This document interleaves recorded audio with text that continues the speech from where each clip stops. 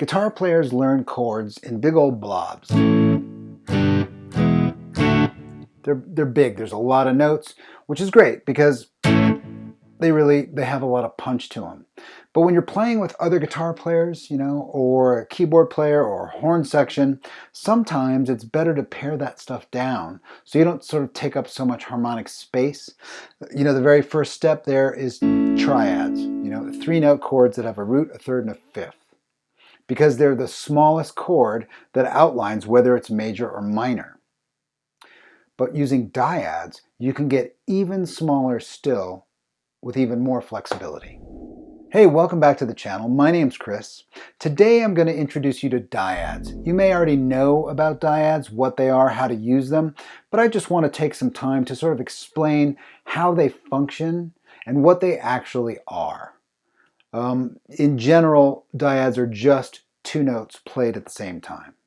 And you can imagine if that's the only constraint, just play 2 notes at the same time, the permutations must be close to endless on this instrument, and they are. So what we're going to do today in this video is just really talk about how they work and how they function. So we just learned that the triad is the smallest voicing that allows us to find out whether the chord is major or minor. With a dyad, you can only have 2 voices in there, so it might not have a third, it might not have a fifth, it might not even have a root. So they become very, very ambiguous as to what they actually are. And as such, their function is mostly to build cadence. Cadence being moving from one place to another place and resolving, right? So they become a function of voice leading and cadence, much more so than outlining specific chords. All right, let's get started. Dyads, just 2 notes. And as we already know, 2 notes is not enough to really be a chord. That's why these are called dyads. The smallest chord we can make really is a triad. It's got a root, a third, and a fifth in it. It's like that's the smallest piece of harmonic information we can use to tell if a chord's major or minor, okay? But a dyad could be, since it's less than that, it could be something, maybe it's something else. I'm going to show you just how to think about these things first clearly. If the constraint was just any 2 notes, we'd be here for a long time. So this can't really be a comprehensive look at dyads. I'm just going to break down how they work and show you a few examples to sort of set you on your way to sort of investigate this. Here's our very dear friend, the A major bar chord that lives here on the 5th fret. Just for review, chord tone wise, in other words, what are these notes in the relationship to A, the root? Root 5, root 3, 5, root. Root 5, root 3, 5, root. 3 roots, 2 5s, 1 3, right? There's a lot of stuff going on in there. What I want to show you now is I'm going to split this chord, this exact voicing, up into dyads by just removing all of the other information by saying, what do the 2 notes on each set of adjacent strings sound like together? And how do they function against that A? Just so we can see the potential of dyads, what they could or could not be. Let's start with these 2 high strings. This is 5 root. So against an A, we don't know yet if this chord is major or minor. Could be either. Very flexible little piece of information here, right? You could use this in a major key or in a minor key. Let's look at the next one. This is 3 5 against A. No root here. So you assume the bass player is going to play the root, right? If you look at these 2 notes and you think of C sharp, this could be root 3 in C sharp. So you could hear something like this.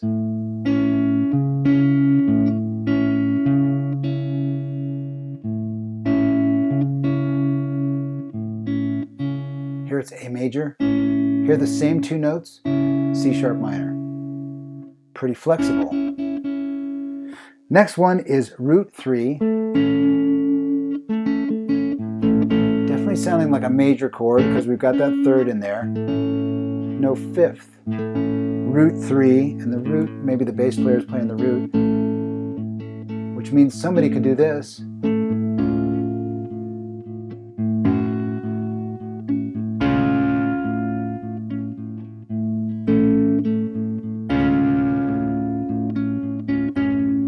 I'm doing A augmented to A6, but this dyad works.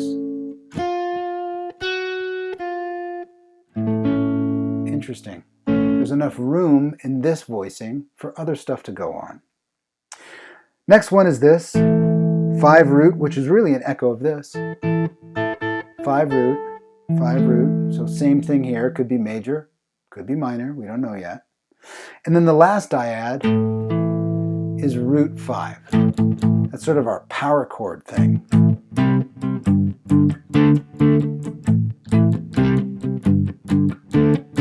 Super flexible voicing for guitar. You can play this anywhere. You don't ever have to commit to major or minor or pretty much anything.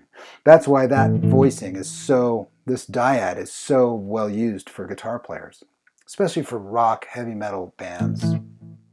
That's a very powerful usage. Okay, so there are dyads from just your regular bar chord. They have a lot of flexibility, right? They're just not tied exactly to A. They could be other things. So I want to go back to the thing I played at the top, which is basically a pretty blatant ripoff of a groove from a Beck song called Where It's At. All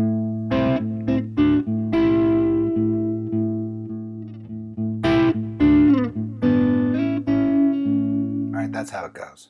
Here are the dyads.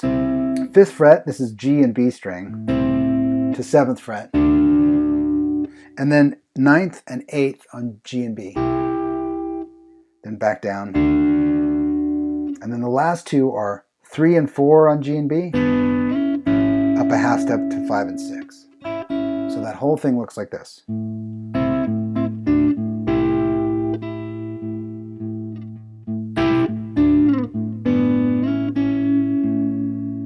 So look at these notes. Against A, this is definitely feeling like A minor to me because of these two notes. It's got the 3rd and the 5th. But this also looks like it could be a C.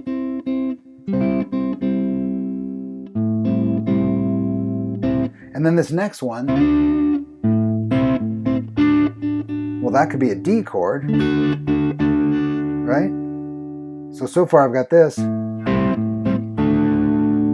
Seems a little heavier. Here's our next dyad. Well, that looks like it could be the top of an E minor chord.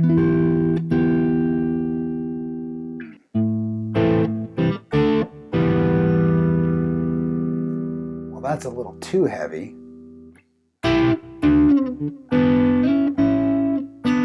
This one looks like a G chord. Oh, and this definitely sounds like an A major. So now we've got this.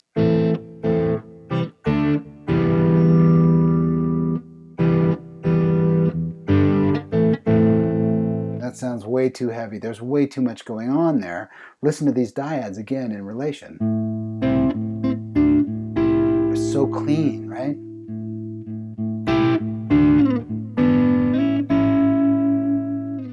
With just those two notes, without being tied to any specific chord, we're just hearing this. Or this. Those are the voice leading sort of elements that we're hearing.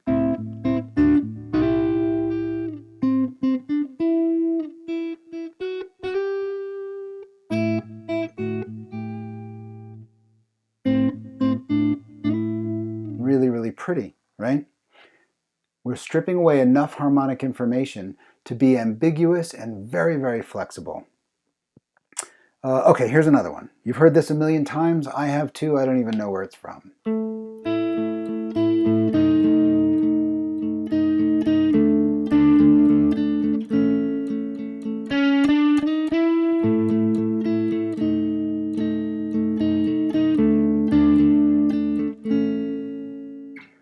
It's not really a chord, right? 5th, this looks like a 5th. That's a flat 5, perfect 4, the 3rd, and this is against A again.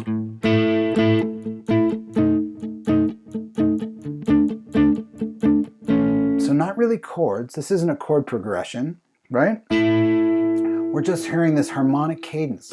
Listen to this. Stable, tense, stable but different, super stable. Stable, tense, stable but different, and super stable. And what we're hearing here really is this.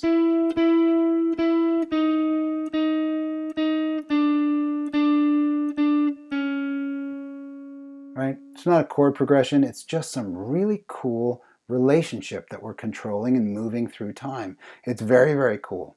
One more, this is probably the most famous one.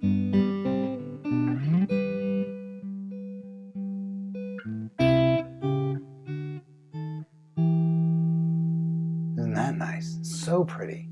Blackbird by the Beatles. Look at this part.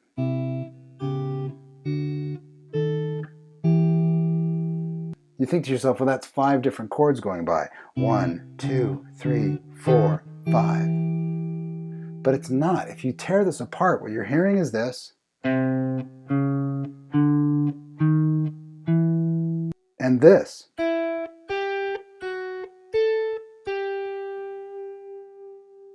Just these 2 lines moving in opposite directions. One's going straight up and the other's going jumping back and forth.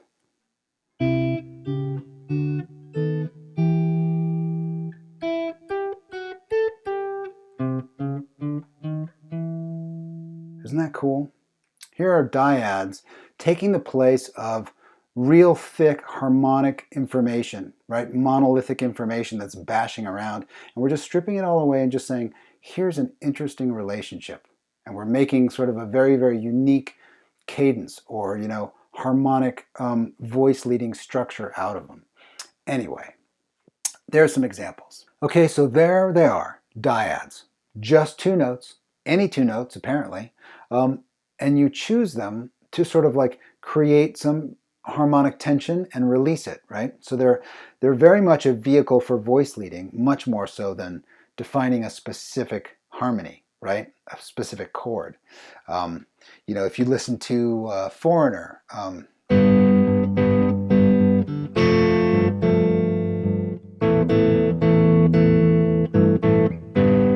feels like the first time. That's all dyads, right? Unchained by Van Halen.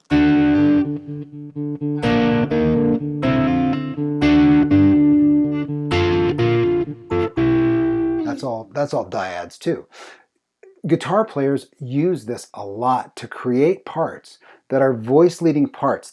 These are cadences that harmonically introduce and release tension to build a guitar part more than just a string of chords. Okay.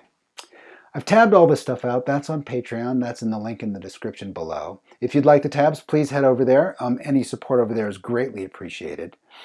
Interesting to see that these dyads are, as versatile as they are and as sort of unending as the potential is, it's just really very, very simple. It's just 2 notes played at the same time.